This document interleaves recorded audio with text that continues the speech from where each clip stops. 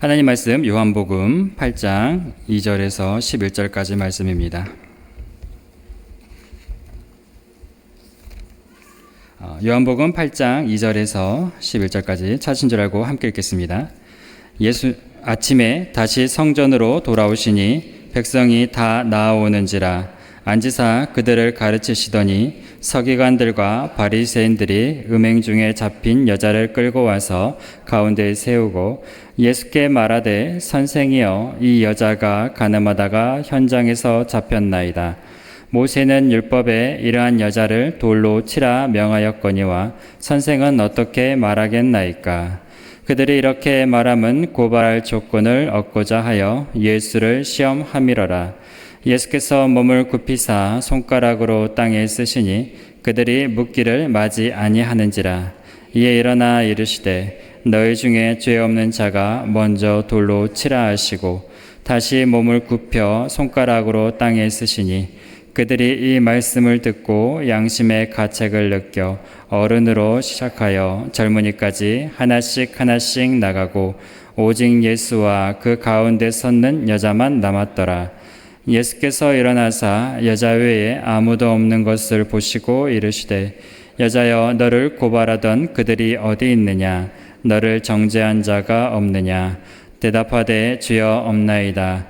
예수께서 이르시되 나도 너를 정죄하지 아니하노니 가서 다시는 죄를 범하지 말라 하시니라. 아멘. 네, 오늘 오전에는 우리가 함께 했던 것처럼 세례식이 있었습니다. 세례식을 또 준비하고 세례식이 이렇게 세례를 베풀어지는 과정들을 보면 참 마음이 기쁘고 벅차고 마음이 참 뿌듯해지는 것 같습니다. 예. 이 세례식이라는 게 예수님을 믿음으로 고백하고 예수님과 함께 죽고 예수님과 다시 사는 것을 우리 성도님들 앞에서 이렇게 보여주는 예식인데요. 우리가 그 세례를 축하했던 것만큼이나 우리 또 세례를 받은 분들께서 우리 전주 온누리교회에서 신앙생활을 잘 이어가실 수 있도록 우리 성도님들께서 계속 기도해 주시고 응원해 주시고 또 함께 살펴봐 주시기를 부탁드리겠습니다. 네. 오늘 말씀을 함께 좀 살펴보도록 하겠습니다. 예수님께서는 갈릴리 북부 지역의 갈릴리 지역의 그 사역을 다 마치시고 이제 남쪽 유대로 내려오셨습니다. 이제 예수님께 남아있는 시간은 약 한 6개월 정도가 남아 있었어요. 초막절에 예수님께서 예루살렘으로 들어오셨는데 예루살렘에 있던 그 사람들의 반응이 나뉘어 있었습니다. 어떤 사람들은 예수님을 보면서 좋은 사람이다, 선지자다, 하나님께서 보내신 사람이다 이렇게 말을 하는 무리가 있었는가 하면 다른 한쪽에서는 예수님을 보고 무리를 사람들을 미혹하는 자다, 귀신에 들린 자다라고 말하는 사람들도 있었습니다. 그리고 그 중에는 그 누구보다 이 예수님에 대해서 가장 적대적인 사람들이 있었습니다. 바로 바리새인과 서기관들이었습니다. 그들은 어떻게 해서든지 예수님을 잡으려 했고 어떻게 해서든지 예수님을 막으려고 이 술수를 이렇게 생각하고 있었습니다. 그런데 그러던 중에 이제 오늘 2절 말씀을 보면 예수님께서 성전으로 들어가서 백성들을 가르치셨다라고 말을 합니다. 그러던 중에 예수님께서 아침에 성전 앞에서 백성들을 가르치시던 중에 서기관과 바리새인이 한 여인을 끌고 오게 되죠. 음행을 하다가 잡혀서 왔다. 잡혀서 조사를 받고 있었던 그런 여인으로 보이는데 그리고 예수님께 질문을 합니다. 이 여자가 지금 행음을 하다가 잡혔는데 당신이라면 어떻게 하시겠습니까? 율법에는 이 여인을 향해서 돌로 치라고 명령하고 있는데 당신은 어떻게 하길 바라십니까? 라고 질문을 하는 거죠. 아침 대바람부터 지금 서기관과 바리새인들이 이 여자를 예수님 앞에 끌고 온 이유가 어디에 있었습니까? 6절 말씀을 보니 이렇게 말을 합니다. 그들이 이렇게 말함은 고발할 조건을 얻고자 하여 예수를 시험함이러라. 예수님을 고발하기 위해서 시험하기 위해서 이 여인을 데리고 왔다라고 설명을 하고 있습니다. 이 질문은 굉장히 곤란한 질문이었습니다. 왜냐하면 율법에서는 분명 돌로 쳐 죽이라고 기록되어 있는데 만약 예수님께서 돌로 치지 마라 라고 하시면 어떻게 될까요? 예수님이 율법을 어기게 되는 거죠. 율법을 어기는 자가 되어서 종교 재판의 회부가 됩니다. 그리고 지금 성전 앞에서 백성들에게 율법을 가르치고 계셨잖아요. 본인께서 가르치신 그 율법을 스스로 지키지 않는 셈이 되는 거죠. 반대로 그럼 예수님께서 율법대로 이 여인을 돌로 쳐라고 하면 어떻게 될까요? 그동안 예수님께서는 아픈 자들, 세리, 죄인, 창녀, 이 소외되고 무시당한 상처받은 자들을 돌보시고 그들을 살펴주셨는데, 그렇게 했던 모든 사역들이 다 위선처럼 보이게 될 겁니다. 그뿐만 아니라 당시 유대 사람들은 이 사형 집행을 할 수 없었습니다. 사형을 내리는 법은 로마에게만 있었어요. 그래서 예수님이 만약 율법대로 돌로 쳐라 라고 말을 하면 사형을 집행하는 셈이 됩니다. 그럼 로마법을 어기게 되는 거예요. 그래서 바로 예수님을 로마에 고발할 수가 있었습니다. 이 로마법을 어긴 죄로 예수님을 로마 당국이 끌고 가게 만들 수 있었다는 말이죠. 그러니까 예수님은 지금 어떤 대답을 해도 함정에 빠질 수밖에 없는 상황입니다. 돌로 치라고 하면 잡혀가게 되고, 돌로 치지 마라고 하면 예수님께서 하셨던 그동안 그 예수님의 명성에 이제 치명타를 입게 되죠. 정말 이런 상황을 두고 진퇴양난, 또 사면초가라고 할 수 있습니다. 그래서 바리새인과 서기관은 어서 예수님께 어떻게 대답할 것인지 빨리 말하라고 재촉을 합니다. 예수님을 빠져나갈 구멍을 주지 않기 위해서 어떻게 할 거냐고 계속 물어보는 거예요. 그럴 때 우리가 잘 알고 있는 아주 유명한 말씀을 예수님께서 하십니다. 7절 말씀 한번 같이 읽어볼까요? 그들이 묻기를 마지 아니하는지라. 이에 일어나 이르시되 너희 중에 죄 없는 자가 먼저 돌로 치라 하시고. 너희 중에 죄 없는 자가 먼저 돌로 치라. 참 은혜가 되는 말씀입니다. 죄 없는 자가 돌로 쳐라. 너희가 다 죄인인데 누가 지금 이 여인에게 돌을 던지겠느냐. 돌 던질 사람이 아무도 없죠. 그래서 우리도 스스로 이 말씀을 읽고 생각하기를, 그래 나도 죄인이지. 내가 그동안 저질렀던 죄들, 부족했던 것들, 참 주님 앞에서 저도 죄인입니다 라고 회개를 하게 되고, 또 주님 앞에 나아가 용서를 구하게 되는, 그런 자신을 성찰하게 되는 그런 묵상을 하게 됩니다. 참 은혜가 되는 말씀인데, 참 감사한 말씀인데, 그런데 현실에서는 이 말씀이 안 어울릴 때가 있습니다. 어떤 때 그럴까요? 흉악범이 죄를 저질러 놓고 정작 자신은 회개하지 않으면서 이 말씀을 가져다가 너희 중에 죄 없는 자가 나를 돌로 쳐라. 예수님께서 이렇게 말씀하지 않으셨냐? 너희 중에 지금 죄 안 지은 사람이 있느냐? 작은 죄라도 안 지은 사람이 있냐? 너희가 살면서 평생 거짓말도 안 해보고 도둑질도 안 해봤냐? 그런 사람 한 명이라도 있으면 나한테 돌을 던져라. 나한테 잘못했다고 말해라. 아주 나쁜 죄를 저지른 사람이 이렇게 말하면 어떨까요? 얼마나 화가 나겠어요. 그러면 안 되는 거잖아요. 만약 예를 들어서 가정입니다. 예를 들어서 남편이 외도를 했다고 해보죠. 외도를 해서 다른 이성을 만났습니다. 그렇게 발각됐어요. 남편이 아내에게 발각됐어요. 그러자 남편이 하는 말이 적반하장식으로 당신은 다른 남자 보고 두근거린 적 한 번도 없었냐고. 다른 남자 좋아한 적 한 번도 없었냐고. 예수님은 마음의 음욕만 품어도 그게 죄라고 그랬다고. 당신이나 나나 똑같은 죄인이야. 당신도 똑같이 죄 짓고 나도 똑같이 죄 짓는데 당신이 지금 나한테 이거 가지고 뭐라고 하면 안 돼. 그러면 어때요? 속이 뒤집어지겠죠? 이 원수 같은, 말도 안 되는 소리 같은데, 근데 우리가 이 말씀을 그렇게 읽으면 이게 또 말이 되어버리기도 합니다. 그렇다면 실제로 죄를 짓던 아니면 마음속으로 죄를 짓던 다 똑같은 죄일까요? 이제나 저제나 다 똑같은 죄니까, 다 똑같은 죄인이니까 돌을 던질 수 없는 걸까요? 흉악범이나 일반 시민이나 다 똑같이 취급을 받아야 될까요? 다른 이성을 보고 두근거린 것과 실제로 행음을 행한 것이 같은 죄라면 얼마나 억울하겠습니까? 아니, 애초부터 그렇다면 하나님은 도대체 왜 이런 율법을 주셨을까요? 사람이 다 죄인인데 왜 돌로 쳐 죽이라 그런 말씀을 하신 겁니까? 언뜻 이해가 되지 않습니다. 그리고 이해가 되지 않는 건 또 하나 있습니다. 우리가 예수님을 사랑하고 예수님을 믿고 그런 그리스도인이기 때문에 너희 중에 죄 있는 자가 먼저 돌로 치라. 이 말씀을 들을 때 우리가 참 마음이 이렇게 괴롭고 또 하나님 앞에 나가 회개하게 되는데, 그런데 이 말씀을 들었을 실제 그 자리에 있었던 바리새인과 서기관들은 어떠했을까요?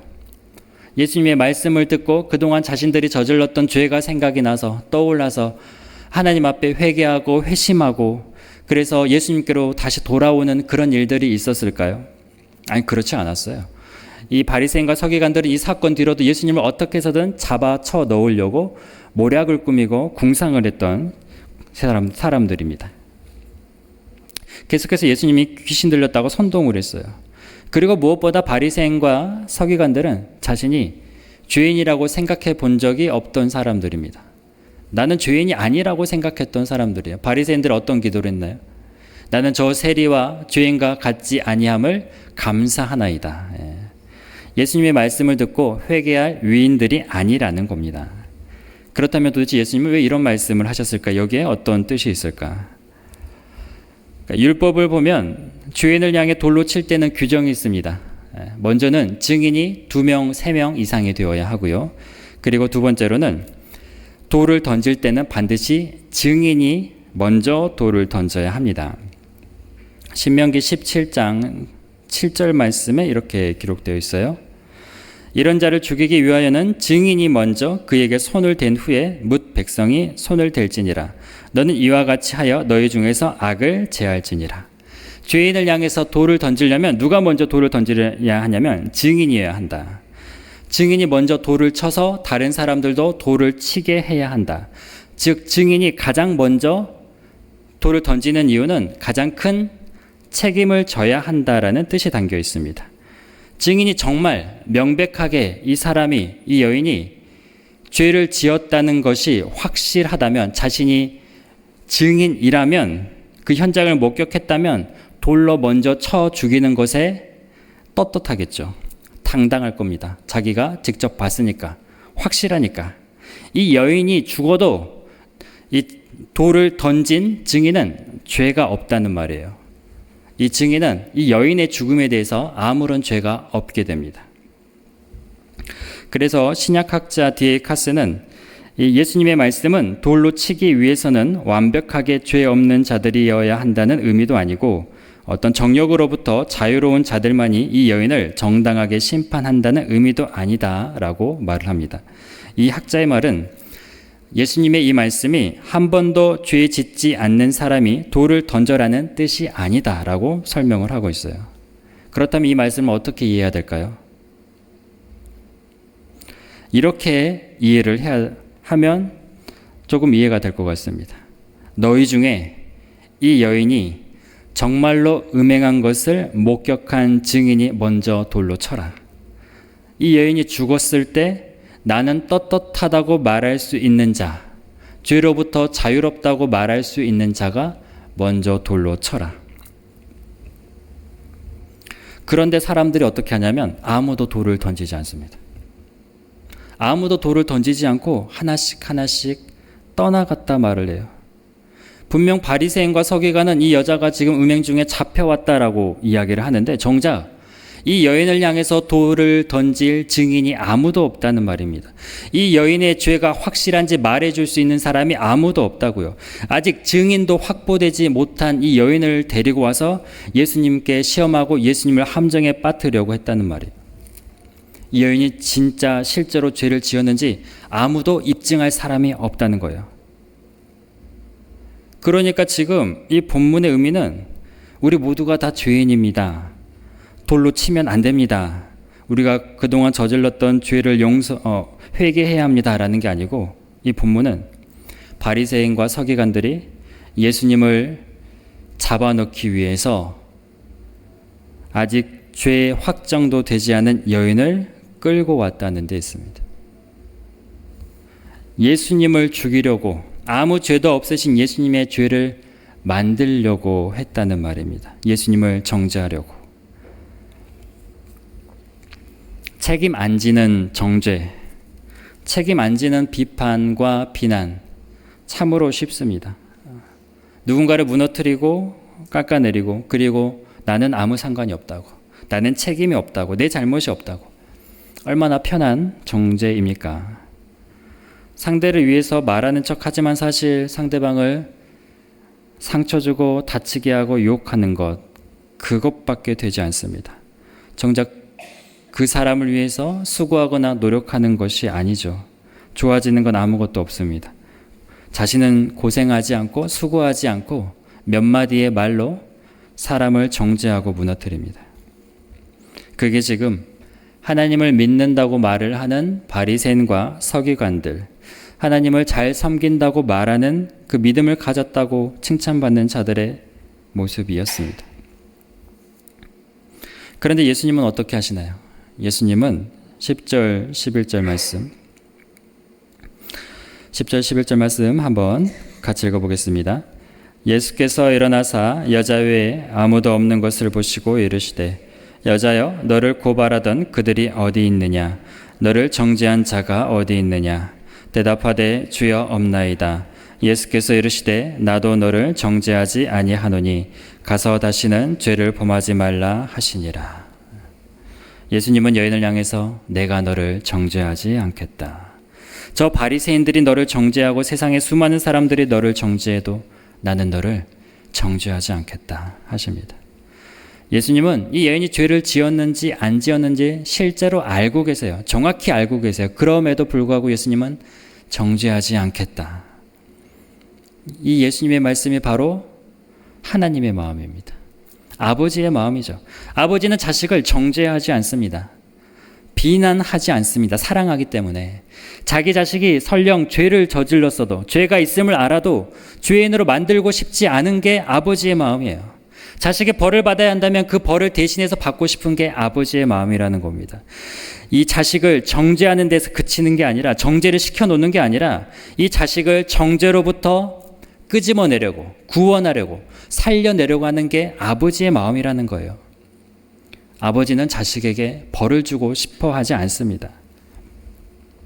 로마서 8장 1절 말씀이 그래서 우리에게 은혜가 되죠. 그러므로 이제 그리스도 예수 안에 있는 자에게는 결코 정죄함이 없나니 이는 그리스도 예수 안에서 생명의 성령의 법이 죄와 사망의 법에서 너를 해방하였습니다. 그리스도 예수 안에 있는 자는 정죄함이 없다. 예수님은 우리를 정죄하시는 게 아니라 정죄하시는 것 대신에 우리를 위해 십자가를 지셨습니다. 우리를 죄의 권세에서 해방시키기 위해서, 그 정죄에서 구원하시기 위해서 십자가에서 피 흘려 죽으셨다는 말입니다. 예수님은 죄인을 정죄하러 오신 분이 아니십니다. 나도 너를 정죄하지 아니한다. 예수님은 정죄당할 죄인을 위해서 십자가를 지러 오신 겁니다. 죄인을 부르시고 죄인을 사랑하시고 죄인을 용서하시고 죄인을 위해서 자신의 모든 것을 내어주셨습니다. 자기 자신을 주셨다는 말입니다. 성도님도 우리가 그런 예수님을 믿고 따르는 자들입니다. 예수 그리스도 안에서 우리는 정죄함이 없습니다. 그리고 마찬가지로 교회도 그렇습니다. 예수님을 믿음으로 고백하는 교회의 공동체는 정죄하는 공동체가 아닙니다. 고발하는 공동체가 아닙니다. 판단하는 공동체가 아닙니다. 오히려 내가 고발당하고 내가 정죄당하고 나를 미워하는 사람들이 있어도 그들을 정죄하지 않고 예수님처럼 그들을 위해 십자가를 지는 사람들입니다. 어떤 분의 그 아버지께서 살아생전에 아주 소중하게 보물처럼 여기는 노트가 한 권이 있었다고 합니다. 생전에 귀하게 쓰셨던 노트인데 이제 아버님이 돌아가시고 나서 아들이 그 아버지의 노트를 볼 수 있었다 그래요. 그래서 노트를 이렇게 펴봤는데 그 노트에는 사람들의 이름이 적혀 있었다고 합니다. 뭐 가족들의 이름, 뭐 친구, 친지들의 이름, 또 모르는 이름들도 적혀 있었다 그래요. 그래서 뭔가 대단한 내용이 있을 줄 알았는데 이름밖에 안 적혀 있어서 실망을 하고 있었는데 어머니가 와서 그 이야기를 해주시더래요. 아버지께서는 이 노트에 적힌 이름을 보고 날마다 기도를 하셨다고. 그래서 아들이 생각하기에 가족들의 이름이 있는 것은 이해가 되죠. 가족들을 위해서 기도하셨다. 그런데 모르는 사람들의 이름은 그럼 도대체 누굴까? 그래서 어머니께 물어봤더니 이분들은 도대체 아버지께 어떤 존재셨습니까? 어떤 분이셨습니까? 라고 물어보니까 어머니께서 그분들은 아버지를 상처 준 분들이다. 아버지를 아프게 한 분들이다. 그들을 용서해 달라고 기도를 하셨다. 그게 어머니의 대답이셨다고 합니다. 성도님들, 우리가 예수님의 그 십자가 사랑을 받은 자들입니다. 십자가의 은혜를 받은 자들입니다. 그러면 우리도 예수 그리스도께서 우리를 정죄하지 않으셨으니 우리도 그 사랑으로 서로를 용서할 수 있습니다. 서로를 사랑할 수 있습니다. 서로를 섬길 수 있습니다. 우리 교회가 그런 판단과 정죄가 아니라 사랑과 용서와 자비와 긍휼의 공동체가 되기를 소망합니다. 예수님께서 그것 때문에 우리의 죄 때문에 오셨다는 사실을 우리가 기억한다면 우리는 그 예수 그리스도의 은혜에 맞는 제자의 모습으로 살아야 될 줄로 믿습니다. 앞서 이제 기도하셨듯이 우리 교회에 또 일꾼을 뽑는 임직 선거를 준비하고 있습니다. 그런 분들이 세워지기를 소망합니다. 예수님의 제자는 정죄하는 사람이 아닙니다. 자기를 부인하고 날마다 십자가를 지는 사람입니다. 우리 교회 직분자는 그러해야 될 줄로 믿습니다. 다른 사람을 위해 십자가를 지고 설령 자신을 미워하고 상처 주더라도 사랑으로 용서할 수 있는, 그렇게 섬길 수 있는 분, 그런 분들이 되어지기를 원합니다. 그렇게 예수님을 닮은 분들이 세워지게 해달라고 기도하시기 바랍니다. 그런 분들이 직분자의 자리에 세워져야 우리 교회가 우리 주님께서 걸어가신 그 아름다운 모습을 따라가는 교회가 될 줄로 믿습니다. 직분자뿐만 아니라 우리 모두가 그러해야 될 줄로 믿습니다. 우리 성도님들, 우리를 정죄하지 않으시고 우리를 위해 십자가에서 죽으신 그 예수님의 은혜를 기억하며 간직하며 다시 오실 예수님을 소망하며 살아가시는 사랑하는 전주 온누리교회 성도님들 되시기를 소망합니다. 축복합니다. 이 시간 함께 기도하기로 합니다. 우리 주 예수님께서는 말씀하셨습니다. 나도 너를 정죄하지 아니하노니 가서 더 이상 죄를 범하지 말라. 우리 주님께서 죄 많은 우리를 용서하시고 더 이상 죄가 없다 하시기 위해서 십자가를 지셨습니다. 주여, 우리도 우리 주 예수 그리스도를 닮아 정죄하는 마음이 아니라 용서하는 마음으로 가득하게 하여 주시옵소서. 비판하고 비난하는 마음이 아니라 서로 사랑하며 섬기며 서로를 위해 기도할 줄 아는 심령들이 되게 하여 주시옵소서. 이 시간 함께 기도하겠습니다. 우리 주님께서는 우리에게 정죄하는 마음이 아닌 용서하는 마음을 주신 줄로 믿습니다. 주여, 우리도 우리 주 예수 그리스도를 닮아 서로를 용서하게 하여 주시옵소서. 서로를 사랑하게 하여 주시옵소서. 나보다 남을 낮게 여기고 서로를 위해 기도할 줄 아는 사랑하는 전주 온누리교회 성도들 되게 하여 주시옵소서. 지금은 우리 주 예수 그리스도의 은혜와 하나님의 사랑과 성령의 교통하심이 우리를 정죄하지 않으시고 우리를 사랑하사 우리를 위하여 십자가에서 죽으신 그 예수 그리스도를 닮아가기를 원하는 이 자리에 앉은 모든 백성들 머리 위에, 그 기업 위에, 전주 온누리교회 위에 영원토록 함께 하시길 간절히 축원하옵나이다. 아멘.